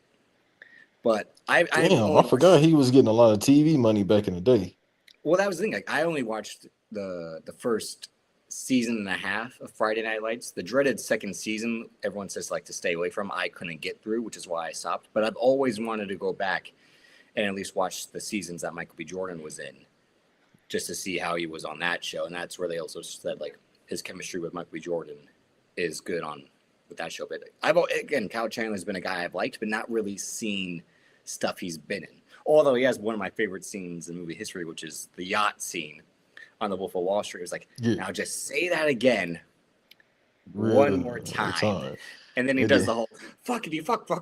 Like, when I bring this boat in at the bureau, the guys are going to look at me like a hero. Like, yeah, and that's when he get that infamous, like, gif and picture of, what's the name, throwing the money out? Leonardo DiCaprio. While they look caviar off my balls. Yeah. I got to watch the documentary, too, on Amazon. Oh, I'm not going to waste my time with it. It's a Paramount documentary, actually. Okay, yeah, Paramount. Yeah. The actual, like, story.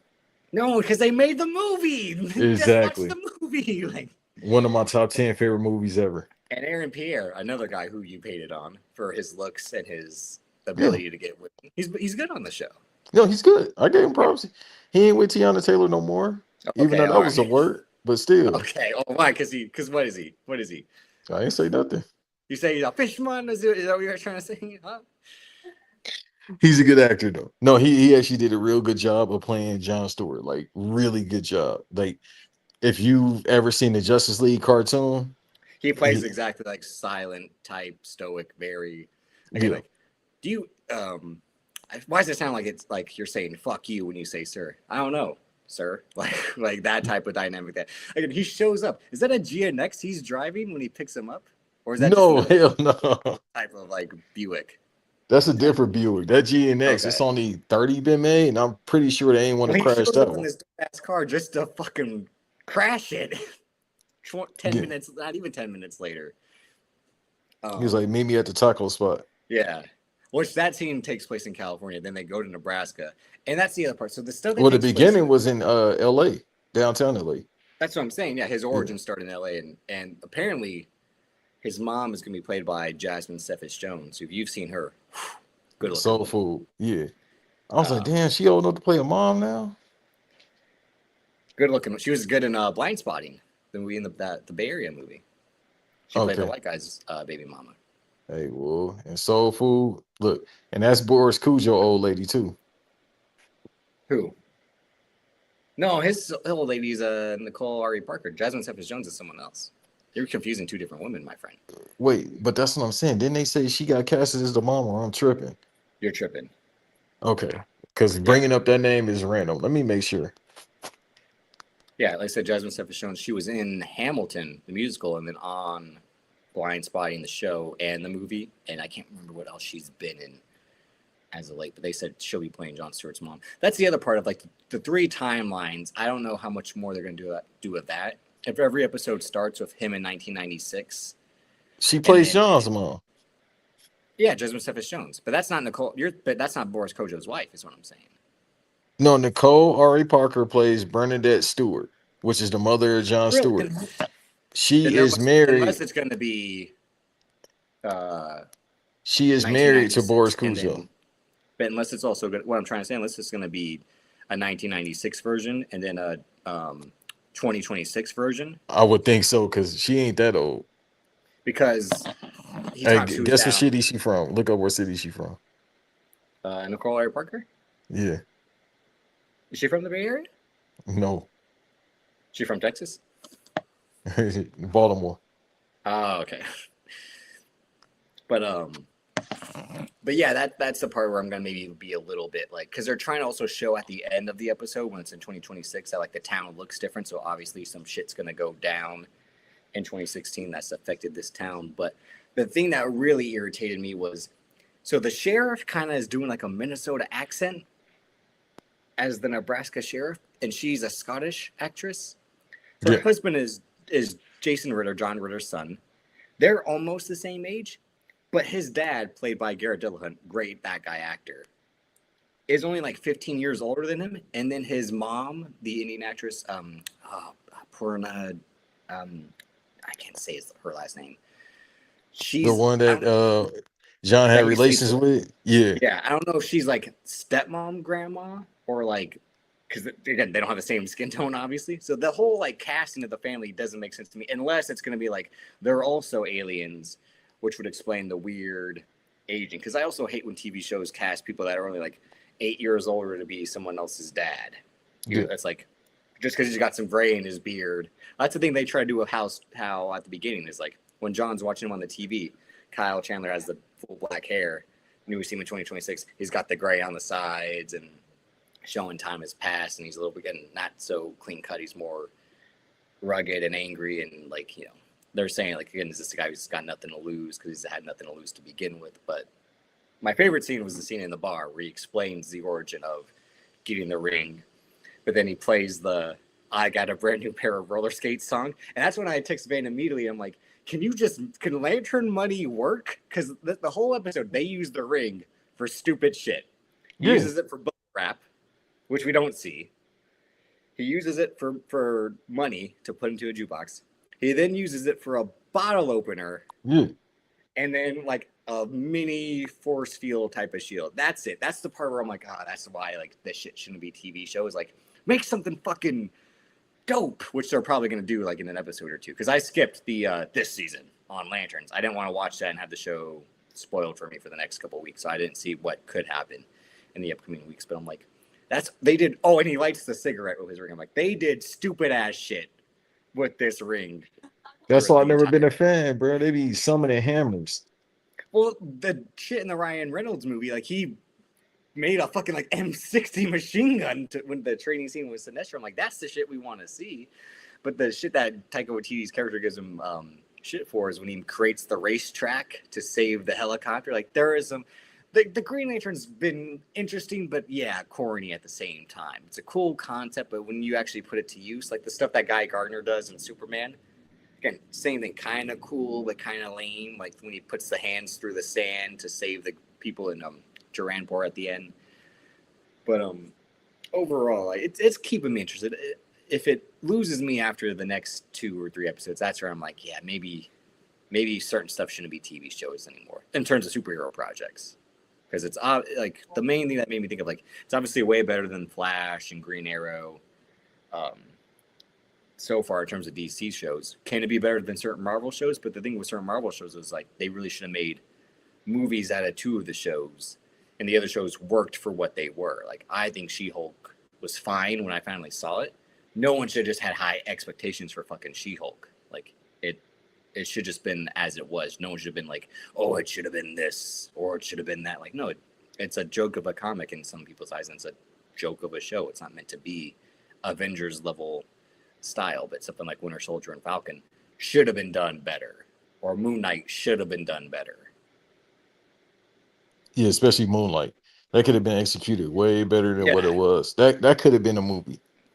yeah, and that's the stuff we've talked about in the past on the show, and we'll talk about again, like I said, in the Doomsday prep in a couple months. But I'm trying to think about my big takeaways for like I thought it had a good mix of drama, acting, comedy, and his whole thing of like, looks like these guys are really gonna kick my ass, so don't feel like you need to help Right. me. He's like, I won't. He's like, shit, okay, like he plays a good Hal Jordan. He plays, like you said, a good John Stewart. So that's probably why this show got made, is whatever chemistry test they did for auditions, they probably had the most off the charts. It was probably akin to the Tom Holland chemistry test that he had with Robert Downey Jr. that the other actor didn't do as well in that scene, and Tom Holland did, which is why he got the role. But when you got names like them, you don't even audition. The casting director know who's to put Well, together. Aaron Pierre's not that much of a name. He's more of a look at this at that point because again the show was he was one of them who got injured during production, Mm-hmm. but I think they were probably able to film around his Yeah. injury. And he had an arm injury too.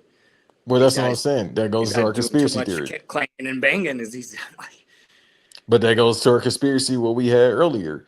This guy has more credits oh yeah, than well Aaron not more Pierre. so credits. This guy has more like, have you seen this guy? He's beautiful. like Well, it's that, and because it's promised with him in the future. Obviously, he's about to be in Man of Tomorrow, but who the fuck ain't about to be in Man of Tomorrow? so that here's the thing too. So this is a show that allegedly didn't have that much of an input from James Gunn.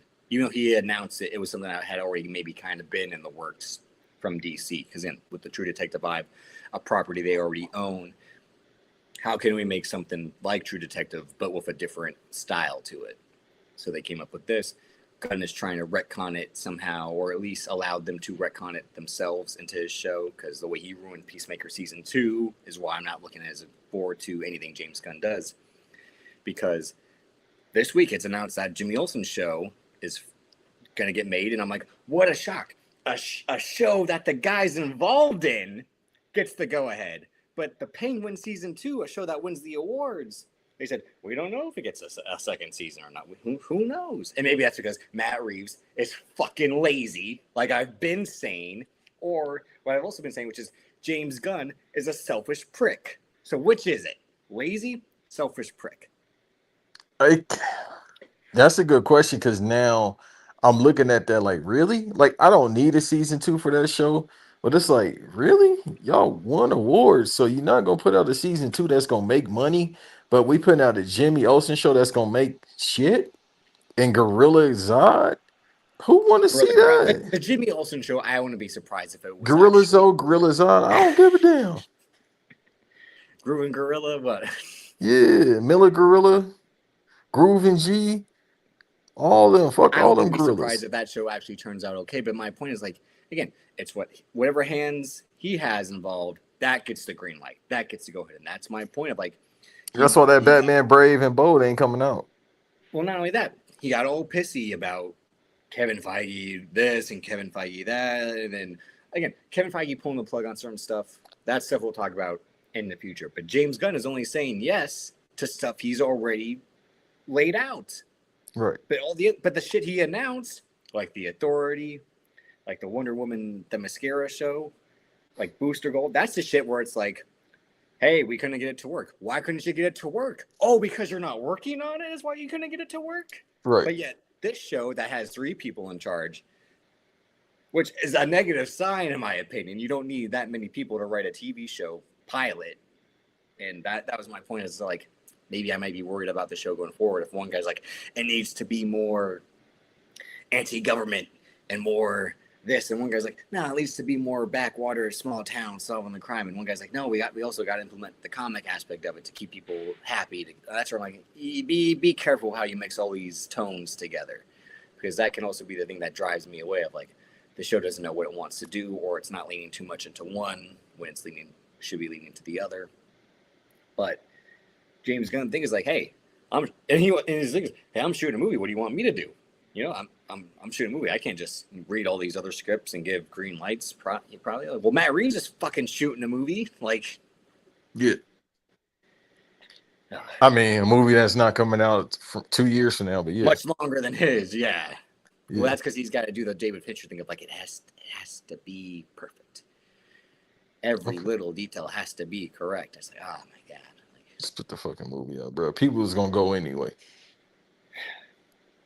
But the other things I wanted to mention before we wrap up, get out of here. I don't know what else should we talk about. That was Right, 'cause some I gotta pee. Well, I I've was been just holding saying, it. the Lakers thing, we saw that months ago in terms of this LA sports conspiracy that Banks and I have talked about. Damn, I gotta find that clip. We really didn't dive into that when it was announced that Mark Walter is already selling the team after he just bought it. And it's because the money he has might not be legitimate, which is like, oh my God, a shocker. And then now the Timberwolves might have a new owner. And the whole thing, again, this is another aspect of like why the NBA is in the fucking shitter, is they just give these teams to anyone at this point. It's Yeah. like it's the guy, the teams trade owners more than the guys are traded from other teams at this point. It's just like ridiculous. It's But also too, this is how you know. I'll find the clip later. This is how you know it's non-basketball fans buying these teams, which I get because it's business and it's not personal, but still, this shows example as to what I'm saying. They don't care. Man, honkies. They don't care about the fandom. We seen that with the Celtics purchase, which I think goes through this year, if I'm not mistaken. no, I think Uh, it was official last year. the Celtics trade? No, Yeah, the sale. Oh yeah, the end of last year, the Celtics sale went through, not trade. The Celtics sale went through, and I think that was the highest like paid for a team in sports history, if I'm yeah, not mistaken. And the thing is, people don't know who's the individual behind it. It's a tech person, and I mean, you pretty much we got Google, so we can look it up. But from what I'm understanding is that it's a tech guy that bought it, and people don't know much about him. They just know he has a shitload of money, so he yeah. bought the Celtics. These individuals that bought the Lakers, because before this sale went through, well, the Bus family have to come off of it. And Jeannie, like, I ain't coming off my shares. They said that report is false about all of them saying, yeah, I'm a sell the company, or I got my say so in the full sell of the company. She said she ain't letting go, which, hey man, y'all, I done seen enough movies. Hey, y'all keep her in y'all prayers. Y'all make sure y'all keep on checking on Oh, her. you think they're gonna do the casino tour? When has it not happened in history? Well, wouldn't the brothers have done that when they wanted to own the team Not, but to it sell was it? less value than what it is now. But it was always. But I'm saying like if they had that, if they were that strapped for cash or that desperate to just get rid of it and cash out early, because no one probably would have seen the deals that get made now, like you're saying with the Celtics being the highest, and then even the fucking Blazers going for a decent amount, Yeah. and et cetera, and et And cetera. they It own keeps her cheap as hell. yeah. Well, that's my point. Is like they keep selling teams to cheap guys. I'm like, how can you be a cheap rich guy? It defeats the purpose. Like, Well, I know it's also the joke of too, like that's how you stay a millionaire, as he says in Fast and the Furious 6, when Tyrese is like, "You got money for the vending machine?" He's like, "Ain't you a millionaire?" It's like that's how you stay a millionaire. yeah. But also too, it goes to my conspiracy theory that I don't want to talk about here. Cause again, my third eye be open. Okay, Fox Mulder, settle down. Yeah, exactly. About what's about to happen in 2 years, but that's neither here nor there. So y'all better enjoy the Batman. Uh I'll just say this. It's something to, yes, all these teams are selling, or all these owners are buying these teams or selling them. Like with the Timberwolves, like you said, I didn't even know they was worth that much. And then A They Rod, were well, yeah, but A Rod had to buy them on layaway. That was the point of like yeah. Adam Silver could have stepped in then and be like, "You can't do that. You can't buy And a they filed for team." that because KG said he had his partners ready to buy into the team. KG again, it's the KG's only a face. He doesn't have fucking 3 billion saved to buy an NBA team. No, he was gonna get with his partners and put the money up, but they said Well, no, no, that's no, the no, thing. that's too Like many people. I get tired of the Magic Johnson, the fucking Lewis Hamilton, the guy, the athlete who has a lot of money, but not enough money, obviously, to buy a team. But being like they're the face of the group. That way, when they're having the meetings, it's easier to get into them and sell them the But idea of with, like. not to Oh, cut you off, but with Magic, he is the Lakers besides Kobe. So what it is but he didn't have yeah. the money to buy the Lakers straight up. He needed the No, rich of guy. course not. Don't Yeah. you see?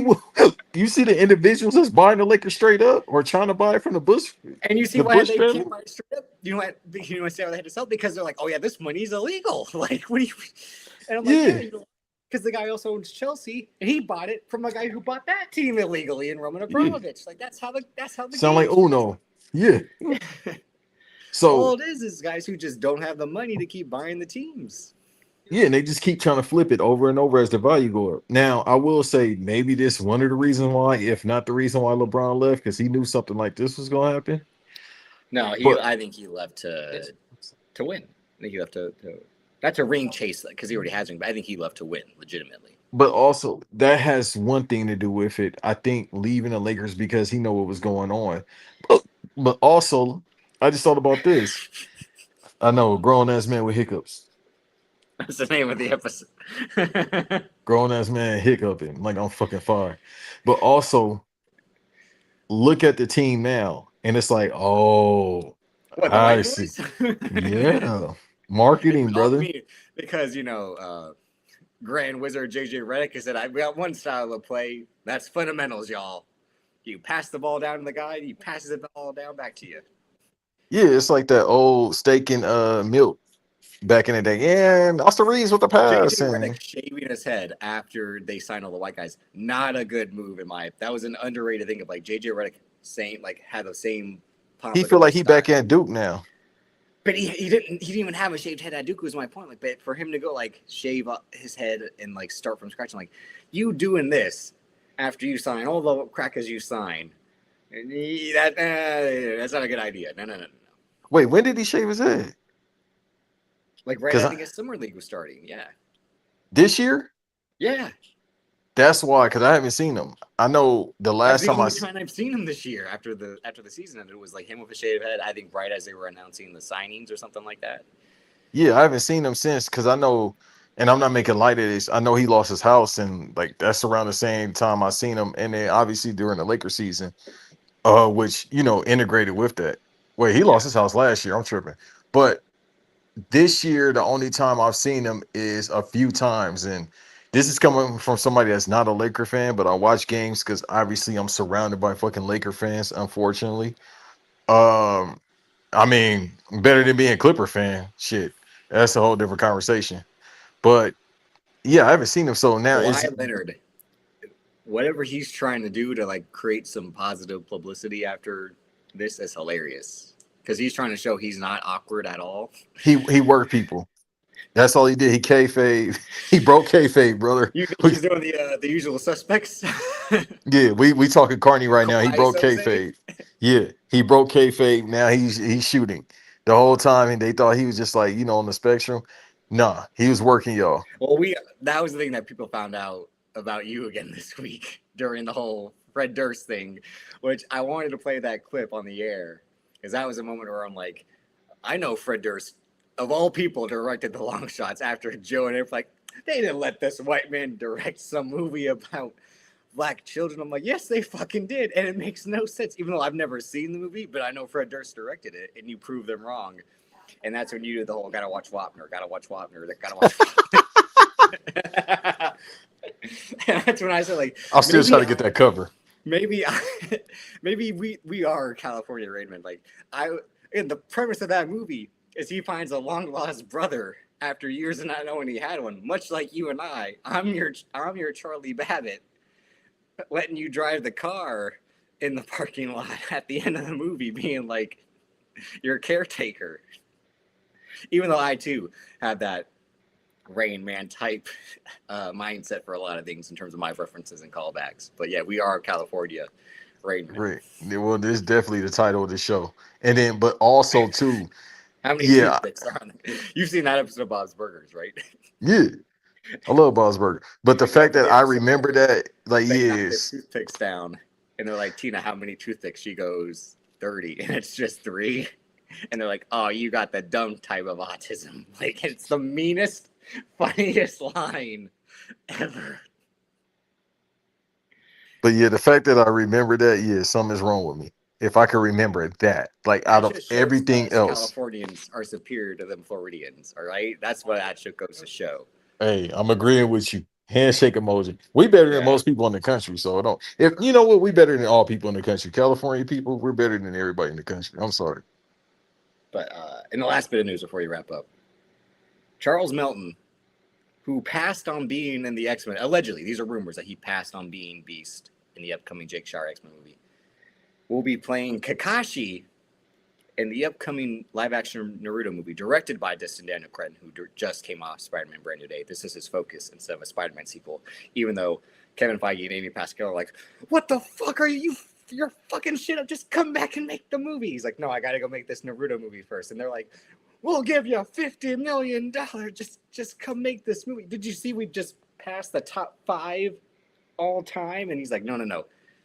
Naruto is where it's at. He cast handsome ass Charles Melton to play Kakashi, a character I like despite not watching Naruto at all. Really, Overrated. just because I like his look and his vibe. Kiki's oldest, Taylor, she says I remind her of Kakashi. But I got his type of vibe. You need to tell your stepdaughter to start watching that trash ass Why do anime. you? No, she loves the shit out of it. That's her favorite. I think she just started That watching better. Sailor That Moon, baby too. needs some better taste in animes. She just started watching Sailor Moon. Oh no, that's different. No, that's different. I was talking about Naruto, Sailor Moon, top 10, bro. What you about to say? Why do you? No. Wait, say it. What? How was it? Like what on? You and I have an anime conversation. That's not. No, what I said, stepdaughter. You was like, why do you? I know what you was about to say. I wasn't saying that at all. But just saying, like, again, Naruto has been a thing. Just because, like, here's what pisses me off about anime. It's a 5-minute intro to every episode with the themes like, and then it's like, oh my god, and then it's 5 minutes of outro and 15 minutes of show. That's why I hate anime. It's like they do 5 minutes of Titantron at the beginning and 5 minutes of Titantron at the end of the show. And I'm like, oh, we're gonna have a fight today. It's like, nope, we're gonna sit down and talk. I'm like, oh, no. Essentially, it's AEW. No, That's AEW, all it that's is. WWE. AEW will give you 20 minutes of wrestling and 2 minutes of talking. And WWE's like, you like these segments? And they're like, no. They're like, well, too damn bad. Here's 50 more. No, I'm talking about as far as the intros and the outros, because MJF be having both. Oh, well, yeah. His interest is be taking 10 minutes. Well, we know why. Well, he plays that card. Well, I'll call them. They're on speed dial. I'll give them a call. You're gonna get us in trouble. And almost hey. David's gonna get us in trouble. But yeah, for him to pass on X-Men to be in Naruto. Hey, he don't want to be in that. It's the 360 deal, bro. The mouse is a 360 deal. I'm here to stand on that. Take that deal, you dumb fuck. No, I'm not. I don't want to be in on Disney. Guaranteed money over a bruh. No, they don't let you out the deal. Yes, Hugh Jackman. Do. No, Hugh Jackman has what else been is Hugh Jackman gonna do? What else is Hugh Jackman gonna do besides go on stage? I think he wants to do that. But that's the side quest. That he can do that on the free time. You know what's sad? He did do like 2 movies in the past year. Nobody like he had that movie come out, Sheep Detectives, this year. You want to see Sheep Detectives? No, but didn't he have one when he played a rock star? Yeah, he had the Neil Diamond cover band movie, and then his next movies, and he had that Robin Hood movie that came out this year too that no one watched. Wait, it already came out? Yeah, that movie came out like 3 months ago, and literally and the guy who directed that is doing the Death Stranding movie. That's crazy that came out. Yeah, literally no one talked about that Robin Hood movie. Where do you watch it at?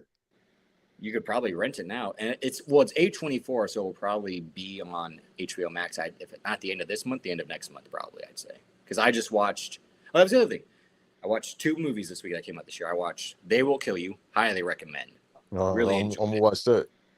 And then I watched the drama the other night. I still need to watch that. Where do you watch the drama at?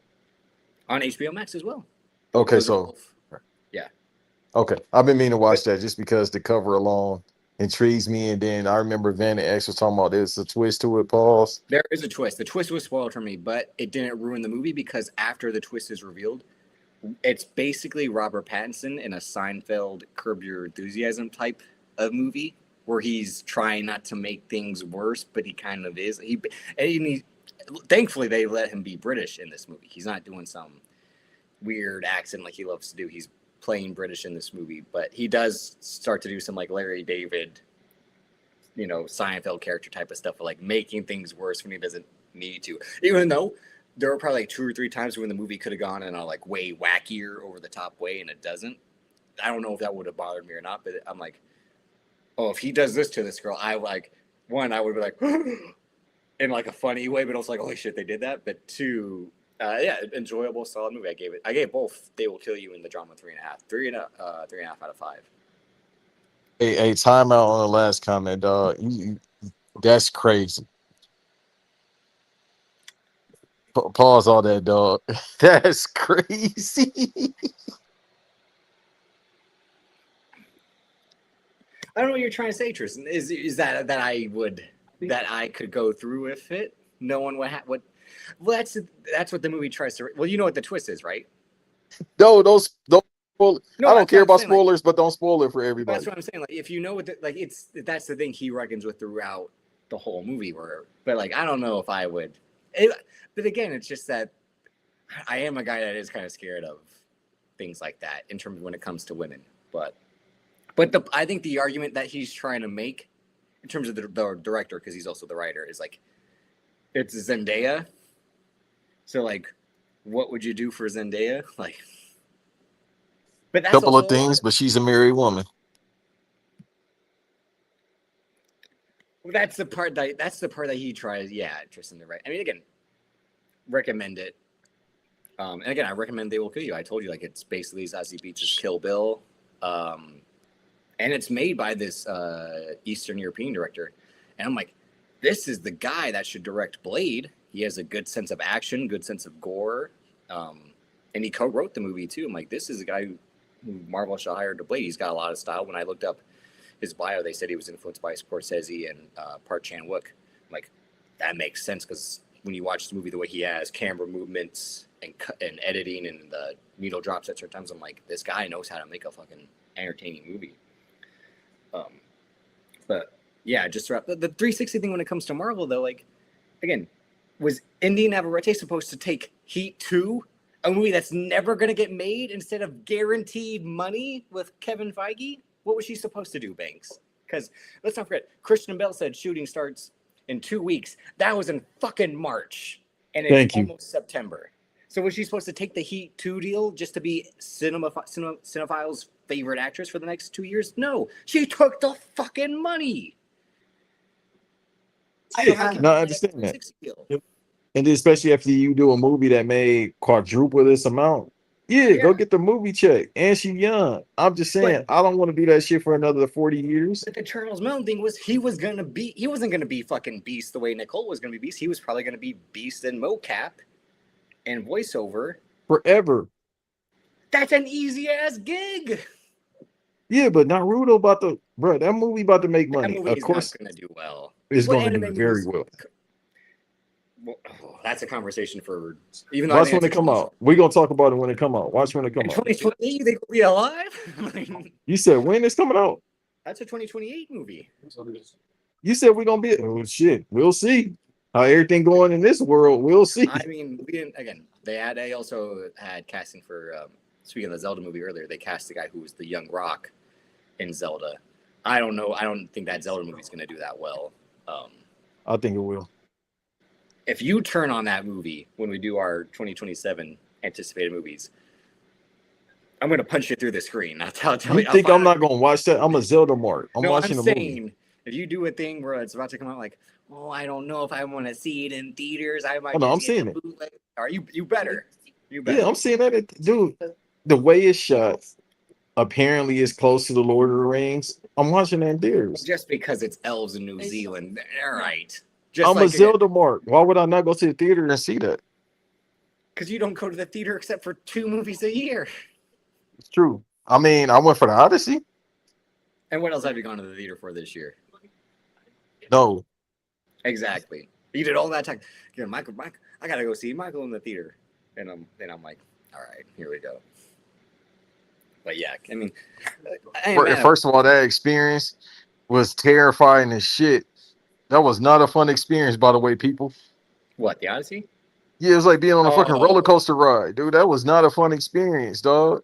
You just saw it in IMAX. You didn't see it in fucking 4DX like Kiki did.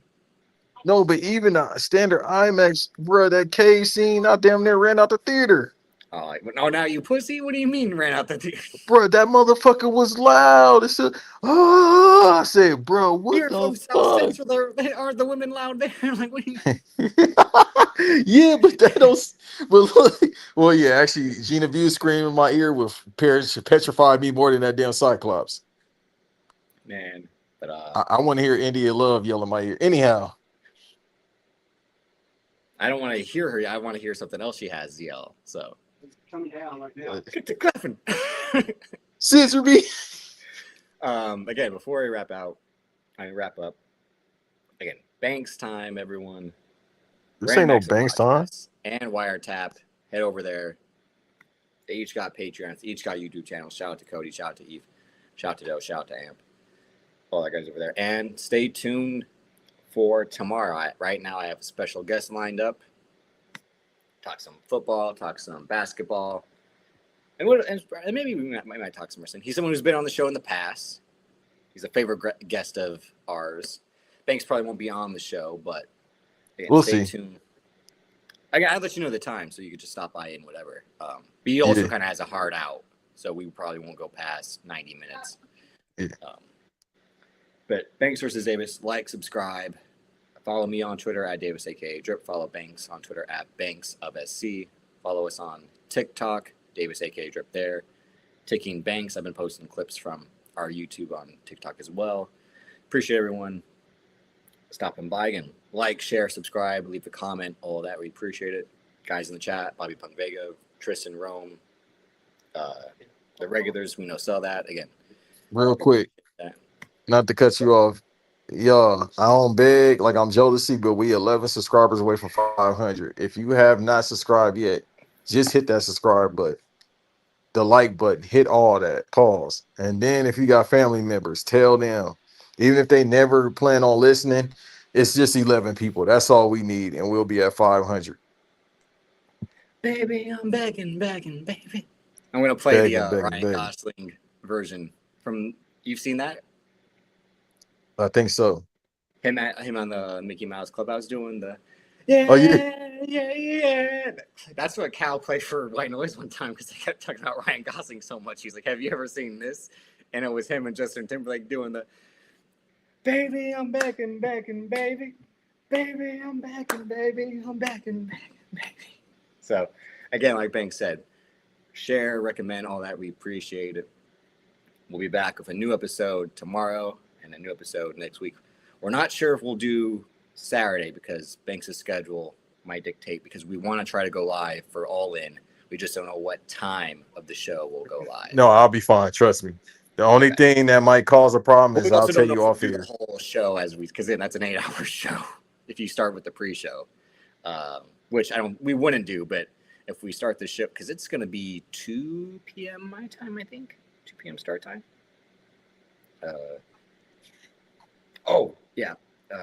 So yes, stay tuned for next week. Possible All-In live stream where we talk about the matches and what other news pops up. But wrap up.